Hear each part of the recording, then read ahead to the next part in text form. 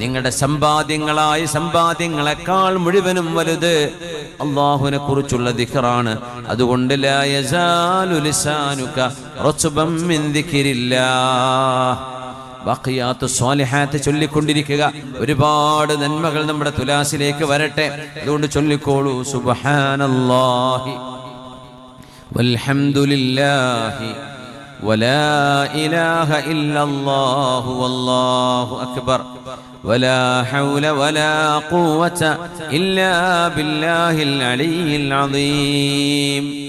രണ്ട് പ്രാവശ്യം കൂടെ സുബ്ഹാനല്ലാഹി വൽഹംദുലില്ലാഹി വലാ ഇലാഹ ഇല്ലല്ലാഹു വല്ലാഹു അക്ബർ വലാ ഹൗല വലാ ഖുവത ഇല്ലാ ബില്ലാഹിൽ അലിയിൽ അദീം.